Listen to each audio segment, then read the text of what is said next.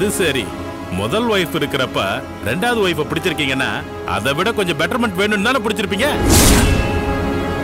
என்ன சார், இது மட்டும் தானா இல்ல இதை விட வேற பெட்டரா? எந்திரா சார். என்னடா சார்னு சொல்லிட்டு வெளியே போடா. சார் நீங்க போங்க. ஹலோ, உங்க கூட நான் பிசினஸ் பண்ண வந்திருக்கேன், என்ன இன்சல்ட் பண்றீங்க? உன் பிசினஸும் வேணாம், ஒரு வெங்காயமும் வேணாம், முதல்ல வெளியே போ.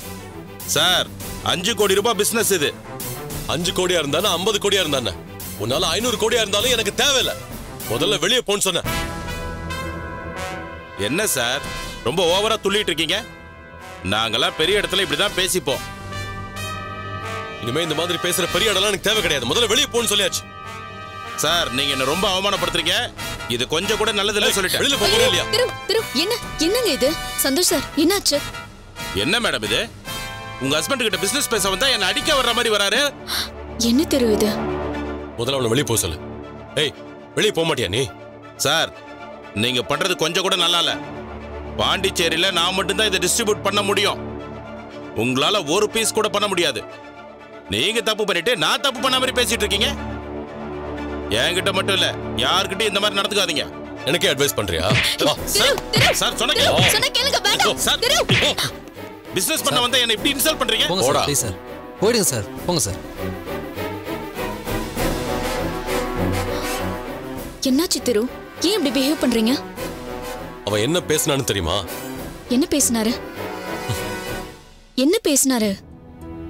தேவையில்லாம பர்சனல் லைஃப் பத்தி எல்லாம் கமெண்ட் பண்ணிட்டு இருக்கான். நாம பிசினஸ் பண்ணிக்கிட்டு இருக்கோம், எல்லாரும் ஒரே மாதிரி ஆளுங்களா இருக்க மாட்டாங்க, ஒவ்வொருத்தரும் ஒவ்வொரு விதமா இருப்பாங்க. அதுக்கு தகுந்த மாதிரி நாம தானே நடந்துக்கணும். அதுக்காக அவன் தேவையில்லாமலாம் பேசுவான், என்ன கேட்டுட்டு இருக்க சொல்றியா?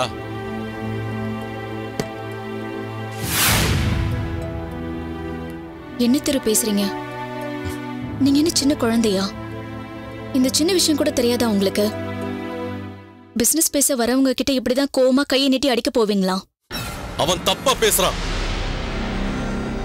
தப்பா பேசுறான்னு அவன் அடிக்க போனீங்கன்னா 4-5 இடத்துல போய் உங்களை பத்தி தப்பா சொன்னானா நம்ம பிசினஸ் எல்லாம் என்ன ஆகும் திரு? ஓ, நான் அவமானப்படுறது உனக்கு முக்கியம் இல்ல, உன் பிசினஸ் வீணா போயிடும் அதானே? என்ன திரு இப்படி பேசுறீங்க? இப்படி நடந்துக்காதீங்கன்னு சொல்றது தப்பா? நான் அப்படி நடந்துக்க மாட்டேன்னு உனக்கு தெரியும்ல.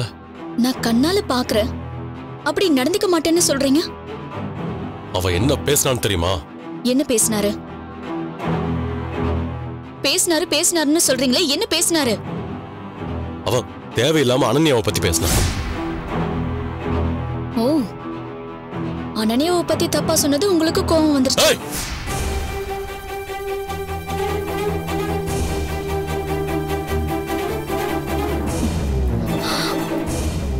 அவன் ஃபங்க்ஷனுக்கு வந்திருந்தானா?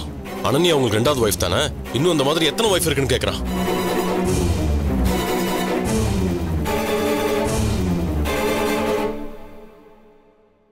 இதுல என்ன தப்பு இருக்கு திரு?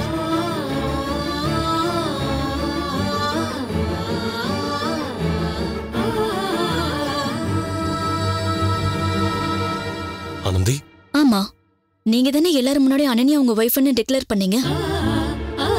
ஓ, அப்போ அது இன்னும் உன் மனசுக்குள்ள இருக்கு. ஒத்துக்கிட்டது உண்மைதானே திரு, அப்புறம் இப்ப எதுக்கு கோவப்படணும்? நீ முட்டாள்தனமா பேசிக்கிட்டு இருக்க.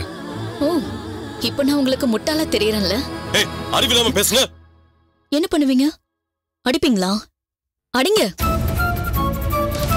பண்றதெல்லாம் நீங்க பண்ணிட்டு இப்ப எதுக்கு கோவப்படுறீங்க? ஆனந்தி, நீ இப்படி பிஹேவ் பண்றது கொஞ்சம் கூட நல்லா இல்ல.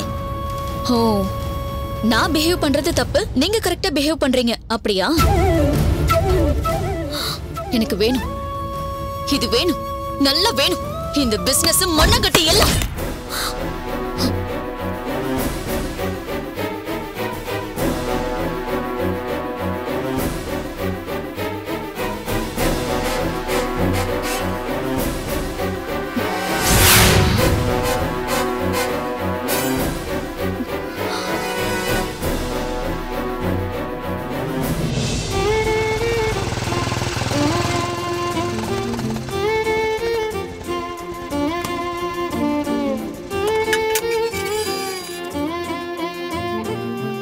அம்மா, கண்மணி வாங்க மாப்ள வாங்க.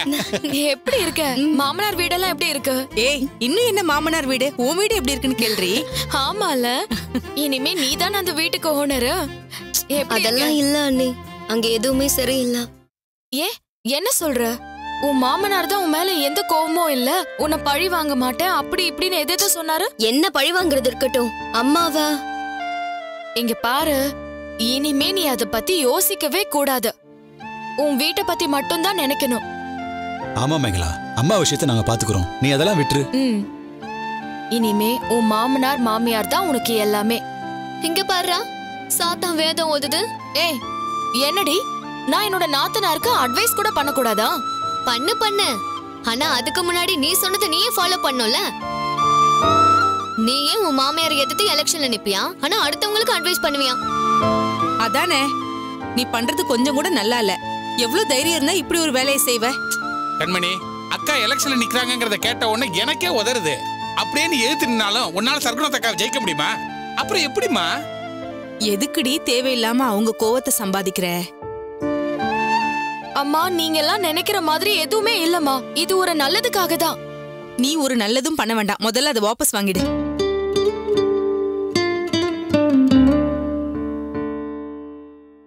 ஏங்க, உங்களை எதுக்கு நான் கூட்டிட்டு வந்தேன்? சும்மா வாயை பார்த்துட்டு நிக்கவா? இன்னும் எலெக்ஷன்ல ஜெயிக்கவே இல்ல, அதுக்குள்ள கட்டின புருஷனை மிரட்டியா? நீ ஒருத்தி. நான் ஒன்னும் பேரு புகழுக்காக ஒன்னும் இந்த எலெக்ஷன்ல நிக்கல. என்னங்க, நீங்களாச்சும் சொல்லுங்க. ஆமாக்கா, இத்தனை வருஷம் அம்மா முடிஞ்ச அளவுக்கு ஏரியா ஜனங்களுக்கு உதவி பண்ணிட்டு வராங்க. அம்மாக்கு எலெக்ஷன்ல நிக்கிறதுல விருப்பம் இல்ல. இதுதான் சந்தர்ப்பம்னு அம்மாவையும் அவங்கள சார்ந்தவங்களையும் கஷ்டப்படுத்தணும்னு மாறனோட அப்பா யாரையோ நிறுத்த பிளான் பண்ணாரு. ஆமாமா, எங்க வீட்ல இருந்து ஒரு ஆள் நின்னா அவங்கள ஒருத்தர் தானே ஜெயிக்க முடியும். அதனாலதான் நான் நிக்கலான்னு முடிவெடுத்தோம். திடீர்னு கோபி அம்மாவை தூண்டி விட்டு எலெக்ஷன்ல நிக்க வச்சுட்டான். அத்தைய டம்மி ஆக்கி கோபிய வச்சு கொள்ளையடிக்கிறது தான் இவர் அப்பாவோட திட்டம். அப்படி நடந்தா அம்மா இத்தனை வருஷமா சேர்த்து வச்ச நல்ல பேர்லாம் ஒரே மாசத்துல கெட்டு போயிடும்க்கா. அதுக்காக தான் நான் இந்த எலெக்ஷன்ல நிக்கணும்னு முடிவு பண்ணோம். அட பாவமே, இதுக்கு பின்னாடி இவ்ளோ பெரிய விஷயம் இருக்கா? ஆமாக்கா, இதெல்லாம் நாங்க அம்மாட்ட எடுத்து சொன்னா அவங்க நிச்சயம் ஏத்துக்க மாட்டாங்க. அதான் வேற வழி இல்லாம கண்மணி எலெக்ஷன்ல நிக்க வேண்டியதாயிடுச்சு. அதெல்லாம் சரி, மாற அப்பாவை எதிர்த்து நின்னா இவரே நம்மள கோச்சுக்க மாட்டாரா? ஏய் தூங்க மூஞ்சு, இந்த விஷயத்த சொல்லி என்ன இந்த எலெக்ஷன்ல நிக்கணும்னு சொன்னதே மேகலாவும் மாறணும் தான். அட, இதுல இப்படி ஒரு ட்விஸ்டா? ஆமா, என் மாமனாரு என்ன ஒண்ணு சொல்லையே தவிர அம்மாவை பழி வாங்கணும்னு துடிச்சிட்டு இருக்காரு. அதை விட முக்கியம், மக்களை எப்படி ஏமாத்தி கொள்ளையடிக்கிறதுன்னு திட்டம் போடுறாங்க. அது எப்படி நம்ம பார்த்துட்டு இருக்க முடியும்? Good combination. அண்ணி, நாங்க புத்துக்கோயில்ல ஒரு வேண்டுதல் வச்சிருக்கோம், அதை முடிக்கணும்.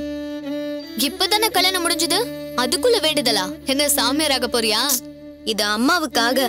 அம்மா ஹாஸ்பிட்டல்ல உடம்பு முடியாம இருந்தாங்கல்ல, அவங்க சரியாகி வரணும்னு நான் வேண்டிக்கிட்டேன். அதான். சரி, நானும் உன் அண்ணனும் கூட வரும். அண்ணி, உங்களுக்கு ஏதாவது வேலை இருக்க போது? இதை விட பெரிய வேலை என்னடி இருக்கு? ஆமா, நான் போயிட்டு வரேன். சரிம்மா, வரேன். சரி மேகலா, போயிட்டு வரேன். வரேன் மாமா. போயிட்டு வாமா.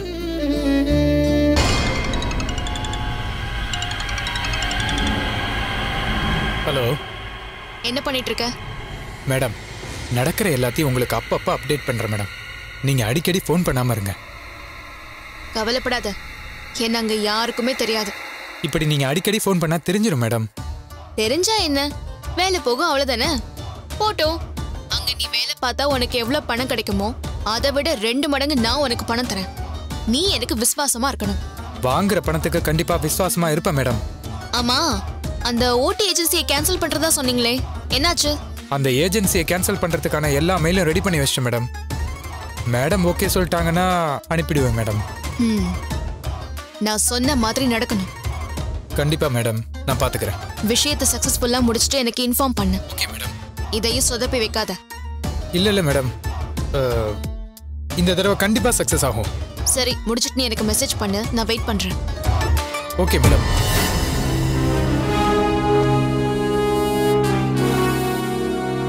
மே come in madam? Yes, come in. சொல்லுங்க. மேடம், ஒரு சின்ன விஷயம். நம்ம ஊட்டி ஏஜென்சிக்கு ஒரு ஆர்டர் எடுத்திருந்தோம்ல, ஆமா அத மாத்த சொல்லி தான் திரு சொல்லியிருந்தாரு. ஆமா மேடம், அது விஷயமா தான். சொல்லுங்க. இல்ல மேடம், நம்ம புதுசா ஆர்டர் கொடுக்குற இடத்துல விசாரிச்சதுல அந்த ஏஜென்சி அவ்வளவா சரியில்லைன்னு சொல்றாங்க மேடம். நம்ம பழைய ஆளுங்க தான் கரெக்டான ஆளுங்க, ப்ராப்பரா பேமெண்ட் வந்துடும். இன்னொரு விஷயம் என்னன்னா, நம்ம ப்ராடக்டை அடுத்த லெவலுக்கு எடுத்துட்டு போவாங்க. இந்த புது ஏஜென்சி ஏற்கனவே 2-3 இடத்துல பேர் கெட்டு போய் மோசமான ஏஜென்சின்னு தகவல் வந்திருக்கு மேடம். ஏற்கனவே கொடுக்குறவங்களை விட அதிகமான பேமெண்ட் கொடுக்கறதால தான் மாத்திரம். பட் இனிஷியல் அமௌண்ட் நமக்கு முக்கியம் இல்லை மேடம். நம்ம ப்ராடக்ட் அடுத்த லெவலுக்கு எடுத்துட்டு போனா ஆட்டோமேட்டிக்கா இன்க்ரீஸ் ஆகும் மேடம். இல்ல நம்ம எப்பவுமே பிசினஸ் பெரிய லாபத்துல பார்க்கணும்னு ஆசைப்பட்டது இல்ல. ப்ராடக்ட் நல்லா இருக்கணும், கம்பெனி பேரும் நல்லா இருக்கணும், அதான் முக்கியம். லாபத்துல கொஞ்சம் முன்ன பின்ன இருந்தாலும் பரவாயில்ல, ஆனா சரியான ஆளுங்க கிட்ட தான் கொடுக்கணும். நீங்க சொல்றது எல்லாமே சரியான இன்ஃபர்மேஷன் தானா? Are you sure about it? என்ன மேடம், என் மேல உங்களுக்கு நம்பிக்கை இல்லையா? நான் தப்பான தகவலை உங்கள்கிட்ட வந்து சொல்லுவேனா? சச்சா, ஒரு கன்ஃபர்மேஷனுக்காக தான் கேட்டேன். ஓகே, இமிடியேட்டா அந்த புது ஆர்டர் கேன்சல் பண்ணிட்டு பழைய கம்பெனிக்கே கொடுத்துருங்க. சரிங்க மேடம், இப்போயே நான் மெயில் பண்ணிடுறேன். ஓகே.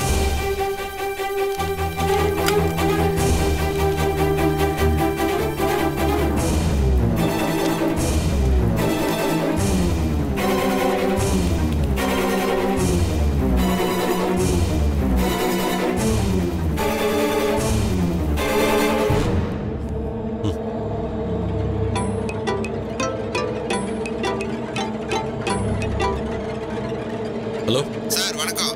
நான் ஊட்டி ஏஜென்சிலேருந்து சிவகுமார் பேசுகிறேன். சொல்லுங்க. என்ன சார் இது? உங்கள் மேலே நான் நிறைய நம்பிக்கையும் மரியாதையும் வச்சுருந்தேன். இப்படி பண்ணிட்டீங்களே. என்னாச்சா? உங்களை மாதிரி ஆளெல்லாம் நம்பக்கூடாது நல்லா தெரிஞ்சிருச்சு. உங்களை நம்பி எங்கள் ஏஜென்சிக்காக பல்க் அமௌண்ட் கடனாக வாங்கி வச்சுருக்கேன். 10 வட்டி சார், வயிறு எரியுது. என்ன சொல்றீங்க? உங்களுக்கு தான் ஆர்டர் கொடுத்தாச்சே. ஓ, அப்போ கம்பெனியில் என்ன நடக்குதுன்னு உங்களுக்கு தெரியாதா? நீங்களாம் எதுக்கு சார் முதலாளியாக இருக்கிறீங்க? வர்றவன் போறவெல்லாம் உங்க தலையில உட்காந்து மிளகா அரைச்சிட்டு போறான். நீங்களாம் கம்பெனி நடத்துறதுக்கே தகுதி இல்லாத ஆளு சார். ஹலோ, உங்க விஷயம் எதுவோ அதை மட்டும் பேசுங்க. அதை மட்டும் தான் சார் பேசுறேன். இப்பதான் மெயில் வந்துச்சு, எங்க ஆர்டரை கேன்சல் பண்ணதா. மறுபடியும் பழைய ஆளுக்கே ஆர்டர் கொடுக்குறீங்களாமே, அது கூட உங்களுக்கு தெரியல. உங்ககிட்ட போய் நான் பேசிட்டு இருக்கேன் பாருங்க. இது ஏன் தப்பு சார். என் புத்திய செருப்பால் அடிக்கணும். உங்களுக்கு ஒரு கும்பிடு, உங்க ப்ராடக்ட்டுக்கு ஒரு கும்பிடு, நீங்க இருக்கிற திசைக்கு ஒரு கும்பிடு சார். ஆனா ஒண்ணு, என்ன ஏமாத்துற மாதிரி வேற யாரையும் ஏமாத்தாதீங்க. இந்த மாதிரி கேவலமான வேலை பார்க்கறதுக்கு வேற ஏதாவது வேலை பார்க்கலாம்.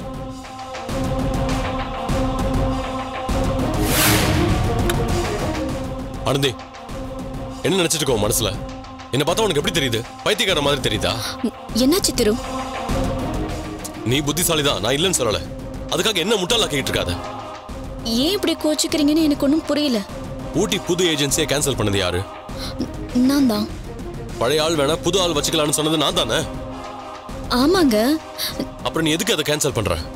இல்லைங்க, அவங்க சரியில்லை, இவங்க சரியா பண்ணுவாங்கன்னா அப்ப நீயே எல்லாத்தையும் பார்த்துட்டு போக வேண்டியதானே? இங்க எதுக்கு என்ன உட்கார வச்சிருக்க? என்ன திரு, நீங்க ஒரு பிசினஸ் பண்றப்போ எல்லாத்தையும் பார்த்து தானே பண்ணணும். அப்ப நான் பார்க்காம பண்றேனா? எனக்கு அறிவு இல்லையா? எதுக்கு இப்போ தேவையில்லாம கோவப்படுறீங்க? நான் சொல்றது போதும். நீ என்ன மனுஷன் நினைக்கிறேன்னு நினைச்சேன், அது இல்லைன்னு தெரிஞ்சு போச்சு. நீ இந்த கம்பெனியோட எம்டி, நான் வேலை பார்க்கறவன் தானே.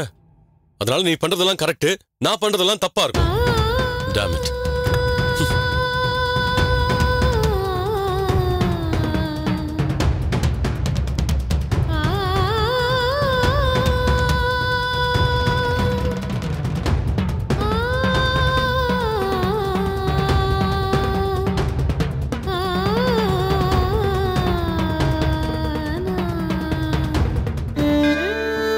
பாசா இருக்கணும். நல்லா இருக்கியாம்மா? இருக்கேன். நல்லா இருக்கம்மா. உடம்பு சரியில்லைன்னு சொன்னாங்க, நல்லா ஆயிடுச்சா? இப்ப பரவாயில்லக்கா. நடந்ததெல்லாம் கேள்விப்பட்டேன். ரொம்ப கஷ்டமா இருந்துச்சு. புரியுது. நம்ம வீட்டு கஷ்டம் எதிராளிக்கு ரொம்ப கொண்டாட்டமா இருக்கும். எல்லாத்தையும் விட கொடுமை, உன் கஷ்டத்துக்கு ஆறுதல் சொல்றதுக்கு பதிலா வண்டி வண்டியா புத்திமதி சொல்லுவாளுங்க. அதை தாங்கிக்கிறதா இருக்கிறதுலே பெரிய கஷ்டம். அந்த மாதிரி எல்லாம் நான் எதுவும் சொல்ல போறதில்ல. நடக்கிறது எல்லாம் நல்லதுக்கு தான் நினைச்சு ஆண்டவன் மேல பாரத்தை போட்டு நிம்மதியா இரு. உடம்பு தான் முக்கியம். சுவர் இருந்தாதான் சித்திரம் வரைய முடியும். எல்லாத்தையும் தூக்கி போட்டுட்டு மனசை நிம்மதியா வை, எல்லாம் சரியா போடும். எல்லாத்தையும் அந்த ஆண்டவன் பாத்துக்குவான். சரி, வரேன். என்னக்கா உங்க கோயிலை விட்டுட்டு இந்த கோயிலுக்கு வந்திருக்கீங்க?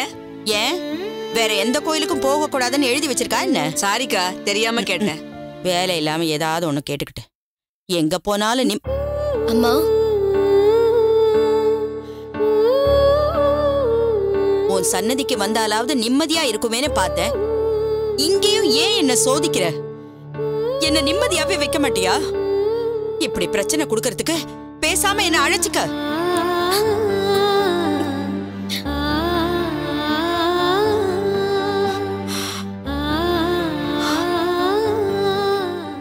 மேகலா, என்னாச்சு? ஏய், உன்னதான் கேக்குறேன், ஏன் அழுதுட்டு இருக்க? அம்மா வந்திருக்காங்க. அம்மா இங்க வருவாங்கன்னு முன்னாடியே தெரியாம போச்சுமா. ஏங்க, அவங்க பாட்டுக்கு இருக்கட்டும். நம்ம ஒரு பக்கம் நம்மளோட வேண்டுதலை நிறைவேற்றிட்டு போலாம். ஏய், அழாத மேகலா. அம்மா ஏதாவது திட்டினாங்களா? திட்டினாலும் அடிச்சாலும் கூட சந்தோஷப்பட்டிருப்ப. அவங்க எதுவுமே பேசல, அதான் கஷ்டமா இருக்கு.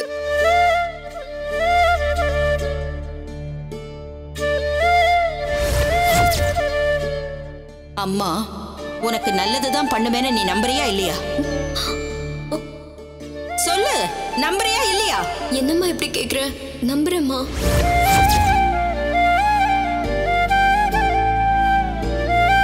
உண்மையை சொல்லு. நீ நிஜமாவே உன் அடிமனசுல இருந்து சரின்னு சொல்லலையா? நான் உன்னை கட்டாயப்படுத்தி தான் இந்த கல்யாணத்துக்கு சரின்னு சொல்ல வச்சேனா? ஐயோ இல்லம்மா, அப்படியெல்லாம் இல்ல. நானாதான் சரின்னு சொன்னேன்.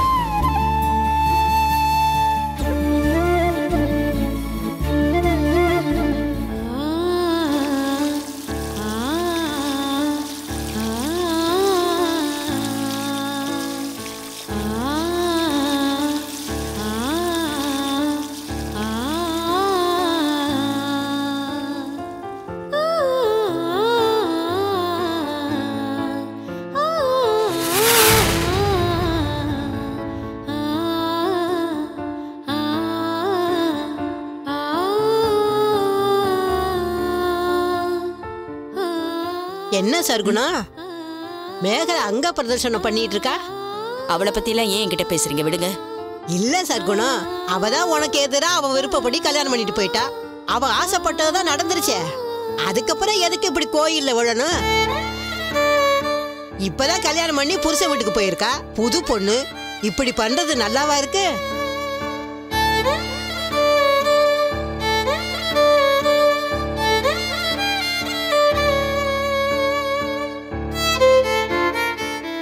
எல்லாம் நடிப்பு. கூட இருக்குதே ஒரு நாடக கம்பெனி ஓனரு, அது நடத்துற நாடகம் இது. நானே மனசு வெறுத்து போய் தான் கோவிலுக்கே வந்திருக்கேன். மேல மேல வேதனைப்படுத்த இப்படி பண்ணிக்கிட்டு இருக்காங்க. இங்க கூட வந்து நான் நிம்மதியாவே இருக்க கூடாதுன்னு நினைக்கிறாங்க. இப்ப நீங்க கேக்குற மாதிரி, ஐயோ புதுசா கல்யாணமான பொண்ணு இப்படி பண்றாளேன்னு கேட்பாங்கல்ல 4 பேரு. அதுக்காகத்தான் திட்டம் போட்டு என்ன அவமானப்படுத்துறதுக்காகத்தான் இப்படி எல்லாம் பண்ணிக்கிட்டு இருக்காங்க. நான் எங்க போய் முட்டிக்கிறது? அம்மா, அது உங்க பொண்ணா? தயவு செஞ்சு உங்க பொண்ணை பத்தி நீங்களே தப்பா சொல்லாதீங்க. இன்னைக்கு காலங்காத்தால கோயிலுக்கு வந்து ஸ்பெஷல் பூஜை இருக்கு, ஒரு வேண்டுதலை நிறைவேற்றணும்னு சொல்லிட்டு போனாங்க.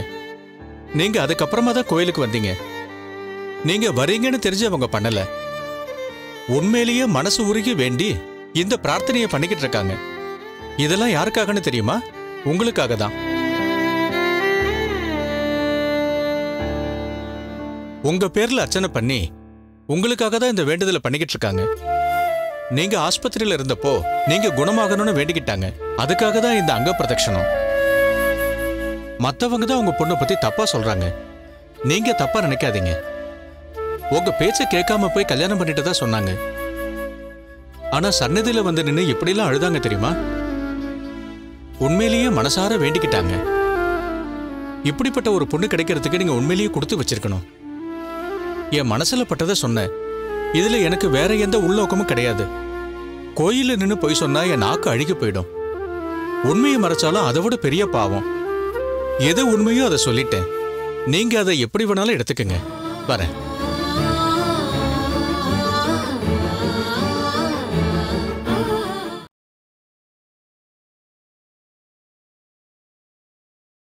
ஆ